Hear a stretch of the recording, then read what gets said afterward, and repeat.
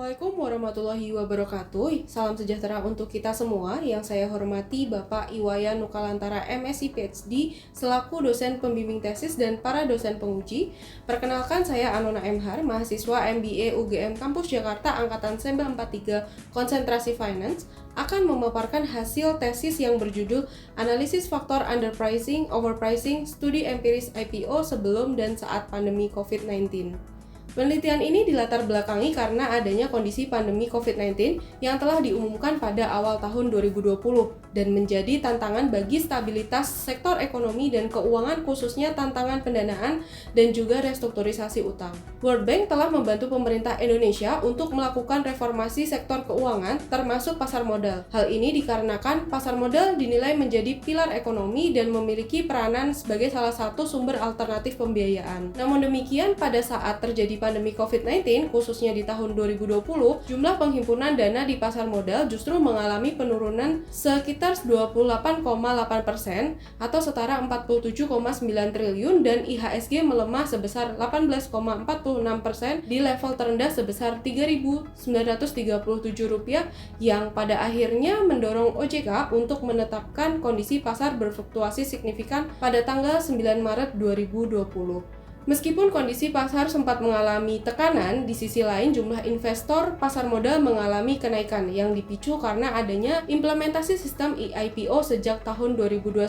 dengan latar belakang salah satunya agar pembentukan harga IPO menjadi lebih transparan. Total emiten IPO di tahun 2017 sampai 2022 sebanyak 312 emiten yang terdiri dari 277 emiten underprice, 31 overprice, dan 4 emiten match. Kondisi ini berbanding terbalik apabila dibandingkan dengan harga per tanggal 15 Maret 2023 di mana yang semula mayoritas harga IPO underprice menjadi overprice. Dari 312 emiten tersebut, terdapat 52 emiten yang memperoleh notasi khusus dan 70 emiten pernah masuk di daftar efek pemantauan khusus. Kondisi ini penting untuk diketahui investor sebelum membeli portofolio investasi, khususnya saham IPO, karena di sisi lain jumlah investor mengalami peningkatan dan apabila overpricing maka terindikasi tidak memperoleh return dari hasil investasinya. Oleh karena itu, perlu dilakukan identifikasi dan juga pengujian faktor apa saja yang mempengaruhi underpricing atau overpricing saham IPO sebelum dan saat pandemi COVID-19.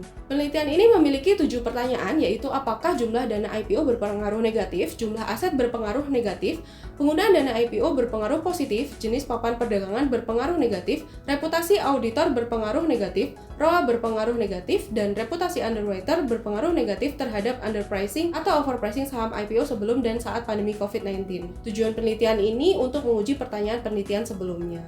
Tinjauan pustaka yang digunakan penelitian ini yang pertama terkait dengan pasar modal di mana kegiatan IPO dan pihak-pihak yang terlibat sebagaimana telah diatur pada UU PM. Proses IPO itu sendiri dimulai dari persiapan evaluasi oleh OJK dan BEI, book building, offering, dan kemudian listing di BEI yang memerlukan waktu berbeda-beda. Tinjauan yang kedua yaitu terkait underpricing dan overpricing di mana menurut Body, underpricing digambarkan dari jumlah harga yang terjadi pada saat diperdagangkan untuk pertama kali di pasar. Tinjauan yang ketiga yaitu reputasi underwriter yang diklasifikasikan menjadi underwriter Big Five dan non-Big Five berdasarkan volume trading terbesar yang dapat dilihat pada statistik BEI. Tinjauan yang keempat yaitu reputasi auditor yang merupakan salah satu profesi penunjang pasar modal dan diklasifikasikan menjadi reputasi Big Four dan non-Big Four. Tinjauan yang kelima terkait aset. Tinjauan yang keenam terkait ROA untuk mengukur kinerja operasional perusahaan yang diukur dari pendapatan yang berasal dari operasional setelah pajak dibagi dengan total aset perusahaan. Tinjauan yang ketujuh yaitu terkait papan perdagangan yang terdiri dari papan utama, ekonomi baru, pengembangan, akselerasi, dan pemantauan khusus. Selanjutnya, kajian penelitian terdahulu merujuk pada penelitian Sinha di tahun 2021. Jumlah penerbitan yang lebih besar, tingkat informasi terkait saham lebih banyak dan mengarah pada tingkat underpricing yang lebih rendah. Total aset menjadi salah satu ukuran dalam menilai kinerja fundamental perusahaan sehingga menjadi faktor penting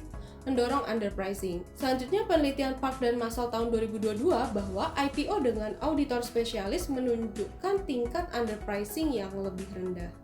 Penelitian Ivan dan Daniel pada tahun 2019 bahwa reputasi auditor dan reputasi underwriter berpengaruh secara parsial terhadap underpricing dengan pengaruh negatif. Terkait hipotesis akan dibahas lebih rinci pada poin pembahasan. Penelitian ini menggunakan metode deskriptif dengan pengujian hipotesis bersifat kausalitas. Dengan metode pengambilan contoh yaitu purposive sampling untuk saham IPO 2017 sampai 2022 yang mengalami underpricing atau overpricing. Metode pengumpulan data yaitu data sekunder berupa data cross-section yang diperoleh dari OJK, BEI, prospektus, dan laporan keuangan. Metode analisis data yang digunakan yaitu regresi linear berganda dengan persamaan sebagaimana tercantum pada slide. Peneliti juga melakukan uji asumsi klasik yaitu uji normalitas, multikolinearitas, heteroskedastisitas, dan autokorelasi. Berdasarkan hasil statistik deskriptif, mayoritas saham IPO mengalami kondisi underpricing dengan tingkat rata-rata sebesar 0,37 kali. Kebutuhan pendanaan di pasar modal dinilai cukup besar yaitu rata-rata IPO sebesar 417 miliar rupiah. Mayoritas emiten IPO merupakan non-emiten aset kecil dan menengah karena rata-rata aset emiten sebesar 358 miliar rupiah. Rata-rata emiten IPO membukukan laba karena rata-rata ROA sebesar 0,04. Mayoritas dana IPO digunakan untuk non-refinancing yaitu sebanyak 282 emiten, sedangkan sisanya digunakan untuk refinancing sebanyak 26 emiten. Mayoritas emiten IPO mencatatkan sahamnya di papan perdagangan sebanyak 207 emiten.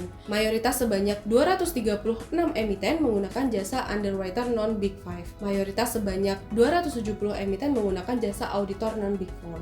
Terkait hasil uji asumsi klasik dan setelah dilakukan transformasi log pada variabel independen diperoleh hasil bahwa tidak terdapat multikolinearitas pada ketiga klasifikasi periode. Data tidak berdistribusi normal pada ketiga periode mengingat terdapat data yang memiliki jarak nilai yang jauh. Kemudian data periode penuh tahun 2017-2022 dan subperiode saat COVID 2020-2022 tidak mengalami gejala heteroskedastisitas, sedangkan periode 2017-2019 mengalami gejala heteroskedastisitas. Terdapat gejala autokorelasi pada periode penuh 2017-2022 dan subperiode 2020-2022, serta tidak terdapat gejala autokorelasi pada subperiode 2017-2019. Berikut merupakan tabel hasil uji regresi linear berganda sebagaimana tercantum pada slide. Pembahasan hipotesis pertama yaitu dana IPO berpengaruh negatif terhadap underprice atau overprice, bahwa jumlah dana IPO ini merupakan faktor yang berpengaruh negatif signifikan terhadap underprice dan overprice IPO sebelum dan saat pandemi COVID-19 pada ketiga klasifikasi periode. Semakin besar dana IPO, maka tingkat underprice atau overprice semakin kecil dan semakin mendekati nol atau match. Hal ini sejalan dengan penelitian yang dilakukan oleh Sinha tahun 2021 bahwa jumlah penerbitan yang lebih besar mengarah pada tingkat underpricing lebih rendah. Kemudian dari hasil tersebut juga diketahui bahwa nilai koefisien dana IPO sebelum pandemi lebih besar dibanding dengan saat pandemi, sehingga setiap kenaikan dana IPO sebelum pandemi menurunkan tingkat underpricing atau overpricing yang lebih besar, sehingga dapat disimpulkan bahwa hipotesis 1 dapat diterima. Pembahasan hipotesis kedua yaitu jumlah aset berpengaruh negatif terhadap underprice atau overprice, bahwa jumlah aset periode 2017-2022 berpengaruh positif signifikan terhadap underprice atau overprice IPO, tetapi jumlah aset tidak berpengaruh signifikan untuk periode sebelum dan saat pandemi COVID. Emiten dengan jumlah aset yang lebih besar pada umumnya lebih dikenal oleh masyarakat atau investor dan lebih memadai informasinya, sehingga dapat diyakini dapat mengurangi ketidakpastian investor terkait prospek ke depannya. Namun demikian, hasil penelitian ini tidak sejalan dengan penelitian Gunawan dan Firliani pada tahun 2015 bahwa ukuran perusahaan dengan indikator jumlah aset dapat berpengaruh negatif secara signifikan terhadap underpricing. Semakin besar jumlah dan aset, tingkat underpricing atau overpricing semakin besar dan menjauhi nol atau match dalam penelitian ini, sehingga hipotesis kedua ditolak. Pembahasan hipotesis ketiga yaitu tujuan penggunaan dana IPO berpengaruh positif terhadap underprice atau overprice. Regulasi mewajibkan emiten untuk mengungkapkan tujuan penggunaan dana IPO. Hal ini mempertimbangkan prinsip disclosure dan bertujuan untuk meminimalisir ketidaktepatan investor dalam pengambilan keputusan investasi. Penelitian ini memang tidak berhasil membuktikan bahwa tujuan penggunaan dana yaitu refinancing dan non-refinancing berpengaruh signifikan pada ketiga periode klasifikasi. Terdapat kemungkinan bahwa investor tidak memiliki perhatian khusus mengenai tujuan penggunaan dana, apakah digunakan refinancing atau non-refinancing, sehingga hipotesis ketiga ditolak. Pembahasan hipotesis keempat yaitu papan perdagangan berpengaruh negatif terhadap underpricing atau overpricing. Faktor papan perdagangan periode 2017-2022 berpengaruh negatif signifikan terhadap underprice atau overprice IPO. Apabila saham IPO dicatatkan pada papan utama atau ekonomi baru, maka tingkat underprice atau overprice semakin kecil dan cenderung mendekati 0 atau match. Risiko investasi pada saham papan utama atau ekonomi baru lebih rendah dibandingkan papan pengembangan akselerasi, karena pada saham papan utama atau ekonomi baru mendekati 0 atau match, sedangkan saham papan pengembangan atau akselerasi menjauhi 0 atau match. Penelitian ini sejalan dengan pandangan bahwa high risk high return. Apabila investor ingin memperoleh capital gain yang lebih besar, maka investor dapat berinvestasi di saham IPO yang dicatatkan pada papan pengembangan atau akselerasi. Namun demikian, perlu diperhatikan bahwa risiko capital loss yang lebih besar, sehingga hipotesis 4 dapat diterima. Pembahasan hipotesis kelima yaitu reputasi auditor berpengaruh negatif terhadap underprice atau overprice. Auditor merupakan pihak independen yang melakukan identifikasi apakah informasi keuangan perusahaan yang melakukan IPO adalah wajar dan memastikan apakah informasi keuangan perusahaan tersebut adalah real. Penelitian ini memang tidak berhasil membuktikan bahwa reputasi auditor yang terdiri dari Big Four dan non-Big Four berpengaruh signifikan pada ketiga klasifikasi periode, sehingga hipotesis 5 tidak dapat diterima. Pembahasan hipotesis keenam yaitu ROA berpengaruh negatif terhadap underprice atau overprice. ROA tidak berpengaruh signifikan terhadap tingkat underprice atau overprice pada ketiga periode. Kinerja ROA emiten tidak memberikan sinyal kepada pasar, sehingga terdapat kemungkinan bahwa investor memang tidak memperhatikan nilai ROA emiten pada saat IPO. Ketentuan di Indonesia juga belum mengatur mengenai larangan IPO emiten dalam kondisi ROA negatif. Maka baik perusahaan dengan ROA positif ataupun negatif diizinkan untuk melakukan IPO, sehingga hipotesis 6 tidak dapat diterima.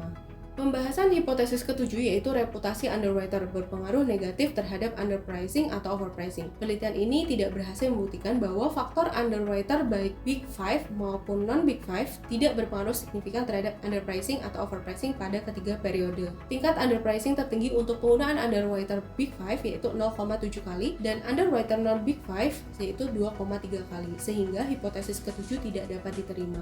Hasil robustness check konsisten dengan hasil regresi pada model sebelumnya, khususnya penggunaan dana IPO untuk non-refinancing. Pengujian pada 282 emiten dengan penggunaan dana non-refinancing diperoleh hasil bahwa faktor jumlah dana IPO berpengaruh negatif signifikan, jumlah aset berpengaruh positif signifikan, dan papan perdagangan berpengaruh negatif signifikan terhadap underpricing dan atau overpricing. Sedangkan pengujian pada 26 emiten dengan menggunakan dana refinancing diperoleh hasil bahwa tidak terdapat faktor yang berpengaruh signifikan terhadap underpricing atau overpricing. Simpulan dari penelitian ini, yang pertama, faktor jumlah dana IPO berpengaruh negatif signifikan terhadap underprice atau overprice. Semakin besar dana IPO, maka tingkat underprice atau overprice semakin kecil, sehingga semakin mendekati 0 atau match. Yang kedua, faktor jumlah aset berpengaruh positif signifikan terhadap underprice atau overprice saham IPO pada periode penuh 2017-2022. Yang ketiga, faktor papan perdagangan berpengaruh negatif signifikan terhadap underprice atau overprice saham IPO pada periode 2017-2022. Yang keempat, faktor tujuan penggunaan dana, reputasi auditor, ROA, dan reputasi underwriter tidak berpengaruh signifikan terhadap underpricing atau overpricing. Implikasi dari penelitian ini, yang pertama, pertimbangan bagi investor sebelum melakukan investasi pada saham yang memiliki tingkat underpricing lebih tinggi berpotensi adanya capital gain yang lebih tinggi dan menjadi pertimbangan investor dalam melakukan diversifikasi portofolio, khususnya faktor jumlah dana IPO, jumlah aset, dan papan perdagangan. Yang kedua, bagi regulator dapat dijadikan referensi atau bahan pertimbangan dalam melihat kondisi pasar modal secara empiris, khususnya terhadap emiten yang telah diberikan efektif pernyataan pendaftaran IPO, menjadi pertimbangan dalam pengambilan keputusan sebelum memberikan efektif pernyataan pendaftaran IPO, menjadi referensi dalam meningkatkan kualitas pengawasan terhadap emiten termasuk mengawasi penggunaan dana IPO dan kinerja emiten, menjadi pertimbangan dalam menyusun kebijakan di bidang pasar modal khususnya mengenai IPO dan emiten. Saran dari penelitian ini, yang pertama, melakukan penambahan variabel independen lainnya seperti faktor ekonomi makro, mengingat pada saat pandemi COVID-19 COVID-19 mengalami gejolak ekonomi. Yang kedua, melakukan penelitian yang dipisahkan menurut sektor industrinya dan skalanya, mengingat saat pandemi COVID-19 terdapat beberapa industri yang berdampak dan mengalami penurunan. Yang ketiga, melakukan penelitian yang lebih mendalam mengenai kemungkinan faktor yang dapat berpengaruh terhadap tingkat underpricing atau overpricing IPO pada kondisi pasar modal stabil dan bergejolak. Demikian presentasi ini dapat saya sampaikan. Terima kasih.